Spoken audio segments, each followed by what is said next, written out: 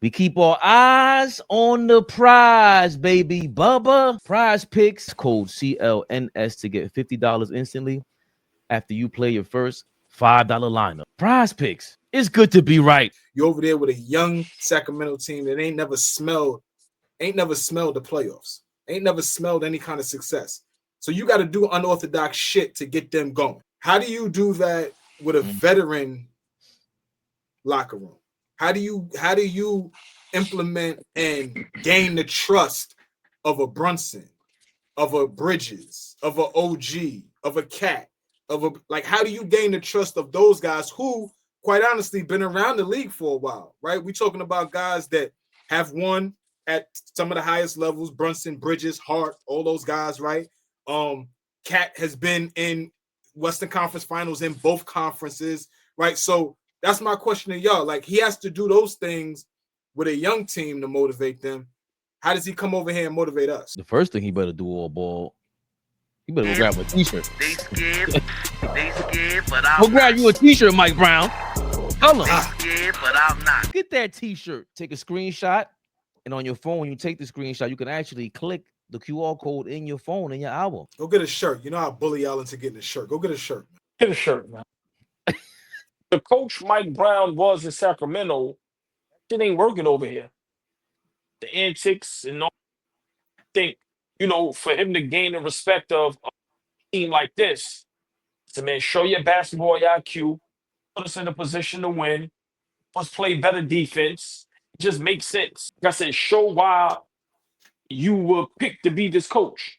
Show why you were in the league for this amount of years as a head coach. But all the antics, all of that, it ain't flying with this crew.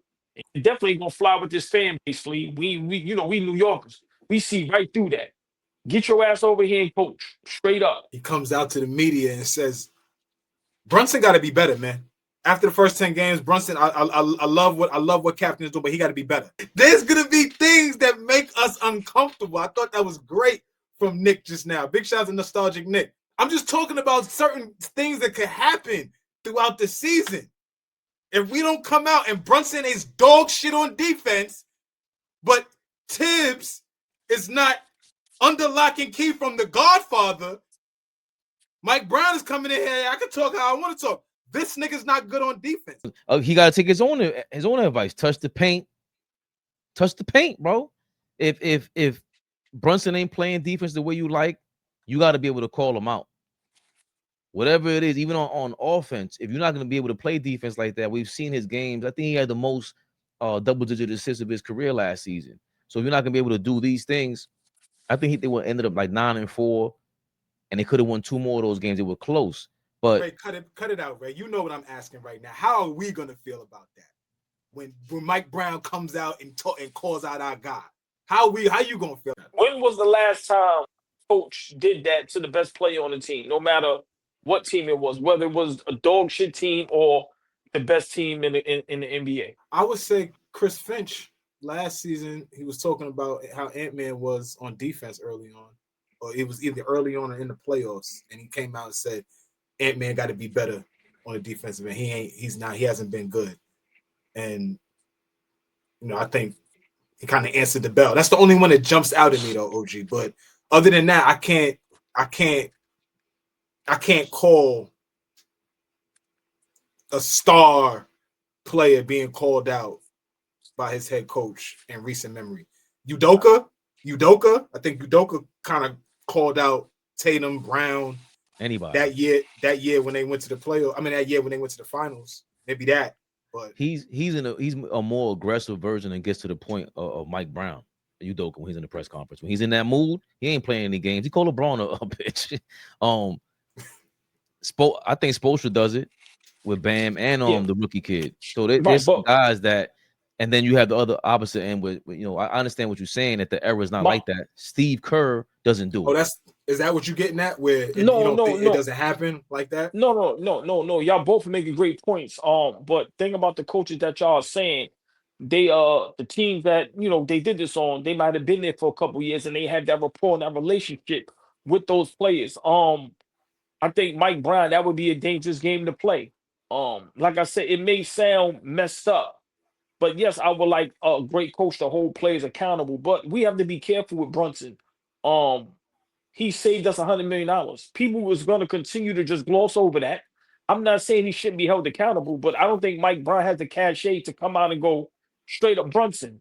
You got to be better on defense, bro. We know. I don't think he can be better on defense. To be honest with you, it's many players that are terrible on defense. Is he that much worse than a guy like Trey Young on defense? It's plenty of guys that don't play great on defense. So I don't know if Mike Brown has the cachet to do that. I'm just being honest with you, and I But don't know if I would love him to I, do that. but I don't I think I think think there's a way to do it. Like because Brunson not playing defense, you better be turning up on the offense, man. That's what I'm saying. Even when he had those his 50-point games, you don't have to score 50. But when you have those all-around offensive games, if you're not doing that, that means you're giving up way too many points on the other end because you're giving up points. So how are you making up for that? So I think there's a way to do it. He can get at him without. I think at what point is it disrespectful? All right, you turn $100 million, but then you ain't supposed to be the coach if you don't know how to do that. listen, like I think we got to be fair about best player responsibilities. And when I say that, I'm saying this. Any great player that has won a championship, and from what my brothers say, especially the brother in the middle, my OG, he believes Brunson can be the best player on a championship level team. I agree. Yes, If I all agree. if that's what we're saying, and we go back in history and all of the championship level teams, their best player has to take it up another notch and be capable on the defensive end. Find me a team that has a best player that has to be. You cannot be targeted. You cannot be out there being a cone. It's all about effort and just putting it. You're 6 feet, so you're not going to be able to guard 6'5" guys. That's logic. We So get it, but the effort has to be there. Don't allow yourself to be screened. Don't allow yourself to be taken down to the post. Be strong. Have the IQ to understand what ball, man, where I'm at, where the rim is at. Like that type of shit. That's easily forgotten when a guy is just putting the ball in the basket. And what I'm saying is for us to maybe to take that next level, he may need to be a little more effective on the defensive end. He don't need to be whoever your best defensive guard is. He don't need to be Gary Payton. He doesn't need to be Marcus Smart, but he also doesn't need to be Trey Young equivalent. That's all I'm saying. Yeah, but those are yeah, two different. Like I think those are two different things. Like even Cat is gonna have to be called out too because For that's sure. Mitchell Robinson's health and Karl-Anthony Towns' dumb fouls can stop a championship. So how like how to play defense, I agree with AllBall. I just don't think he can really. He's not gonna have the mindset for whatever reason. But even with his level of defense or lack of it, bro, we've seen championship level play. Luka Doncic is still to me that style of offense. He's top 5 in anybody's book for the most part, and I think he's gonna be in an MVP conversation. He don't play defense, but I think you can win a championship with him. So we're like, so to say that, like that's a separate argument. I think your initial point was how can he get this message across and continue to motivate Jalen Brunson, his best player, and that's what coaches normally do. That's his job to figure that out, how to talk to him through the media in the locker room. You can't be scared about it. but y'all both made great points. Flea, you're not wrong at all. But I'm kind of let's talk about a guy like Steph Curry. I don't know what else people see, but for me, he's horrendous on defense. I'm sorry. They pick, hold on. They pick him. We've heard Cleveland Cavalier players say, we pick on Steph Curry. We've heard that numerous times, and they went to 6 championships and won 4. So it is possible to have one of your best players at the guard position be bad at defense. To me, what held him down was he had guys have his back. Klay Thompson was a good defender. We know what Draymond Green is as a defender. They had a lot of guys. Bogut is so many guys. I just feel, and I'm not saying that Brunson should just not play defense at all. No, he needs to be held accountable. But we also have to understand the coach has to understand, Flea. Okay, I have a guy that on the defensive end is a big liability. Well, other guys gotta back him up a little bit. Guys like OG Bridges, guys like Mitchell Robinson, guys like Josh Hart, y'all kind of got to help him out, whether y'all can do that. The same way Golden State has been hiding Steph Curry for years because he ain't no good defender at all. He's not. He's bad too. So I get what you're saying. But I think it's possible for us to win a championship and Brunson not be a good defender. But there's times where we've seen him make the effort. So I just want him to make the effort and not just give up and not play no D at all. But I disagree. I think it's Mike Brown up to him to have that defense hide and help Brunson as much as possible. I think if the other guys that we call wing stop, we know what Mitch can do. We need Josh Hart. We certain guys that have that athleticism, that have that burst, that speed, that length. We need them to hold it down. Just the way Golden State players like Gary Payton and them guys, they hold Steph Curry down when it comes on the defensive end. So that's how I look at it from that standpoint. Just like that moment where people said Steph had bad ankles and was only one season, and they kind of overblew it to make it seem like it was multiple seasons. I think the whole thing about Steph not being able to play defense was a moment. I think early on in that 15-16 run where, you know, he was winning MVPs and they were winning early on, you could pick on him. But by the time Kevin Durant came around, and even if you go back and look at the 22 series against Boston, I'm not saying he was no defensive stopper, but all Steph did was get stronger and not allow himself to be pushed around. He's never going to be able to sit in the chair and move laterally and get stops. He's never going to be able to stop 6'5" and better guys. He's never going to be able to commit, you know, quarterback a defense. But the difference between what he was early on and then what he was over the last, you know, several seasons is he just got stronger. So not being allowed to be pushed around. Whatever it is that Brunson needs to be better at, he just needs to be better at. And whatever that is, and we'll be able to figure that out at, you know, with a more defensive-minded guy in Mike Brown, right? He needs to focus on the defensive end this year. I think figuring out offense is going to be fine, but if we can figure out how to be a tight, OG always harkens back to this team, the 2004 Pistons team. And the only thing that I feel like he leaves out is that team held teams to 85 points a fucking game. Nobody was going in against Detroit scoring on them. Yes, they played as a team. I think that's a great comparison. But the big thing about that team was, you niggas are not scoring. Everybody's going to be uncomfortable. That defense was just the defense was just on another level. So we can't mirror them, but I think if we focus on smothering and suffocating niggas on the defensive end, the Knicks would be head and shoulders better than any team. Well, just real quick before I let Fabian cook. So I think that needs to be a discussion one day. And our platform, we love to discuss things like that. That might be top 5 greatest defenses in NBA history. That Detroit Pistons team.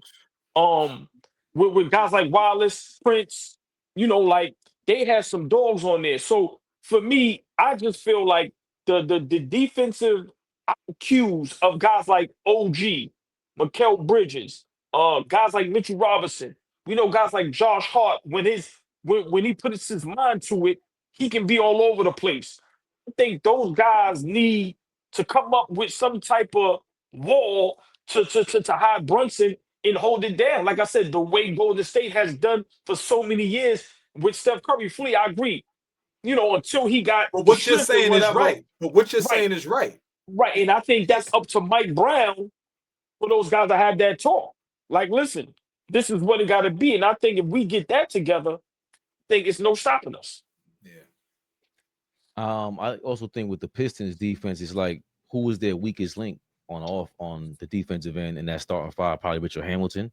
Maybe So then he wasn't even a weak link like that. Yeah, go ahead. I'm sorry. I mean, I think he ain't guarding up on these dudes, but how much he's going to be better than Steph Curry and Jalen Brunson. And then 10 years later, you got with Steph Curry, he was a liability in that moment, in that decade. But to your point, Flea, in 2022, he did build up during that season when they played Memphis in the play-in, and he just bulked up when Clay got hurt, a bunch of guys got hurt, KD got hurt, everybody was out, and he did bulk up, and that was his best defensive season when he went to the championship, and he played really good defense, actually. But that was 10 years into his career. Does Jalen Brunson need to bulk up? I just think the other side to this too is Mike Brown doesn't have to say nothing. Talk is cheap. But we saw last year in game 1 how the way it unraveled. We were up by 14 with 2 minutes to go, whatever it was. And Tibbs put Brunson back in. We're like, what you doing? We all said at the same time, you don't have to put him back in. Mike Brown can easily do that. I ain't got to say nothing. You can sit your ass on the bench. We got a 14-point lead. We don't need you out there. So even that is communicating with Brunson. We're going to be in the film room. Yo, you see what's going on here? Well, this is a great lineup because X, Y, Z. And if Brunson decides to ask any questions, you speak if you want to, he could just easily tell him in front of everybody. And I don't think anybody has to really vocalize it. We'll all know it. Some things are just the elephant in the room. We don't need you to go play defense in that moment because you can sit your ass on the bench, bro. We up 14. We have a good lead and we're getting stops. We can't have you and KAT out there at the same time because it's not just Brunson either. You have 2 holes on the defensive end with them guys. That's 40% of your defense. That's tough, Lee. Let me ask you a question. Do y'all think Jay Wright challenged Jalen Brunson to be great on the defensive end? Do y'all think Jason Kidd challenged him to be great on the? Do y'all think Rick Carlisle? So I'm just thinking about prior to coming to New York, before he exploded into this offensive juggernaut that he is today, right? Like, did those guys challenge him to be great? Because at some point, like, you got to be halfway decent on that end, especially at that size, if you're not like some athletic freak, right? So I'm just saying we need your scoring. Absolutely. We need you to put the ball in the basket. But if you command attention on the defensive end, like, damn, I really don't want Brunson on me because he is going to make it uncomfortable. He is no longer a liability. Just don't be a liability. That's all I'm saying. You said something about Trae Young.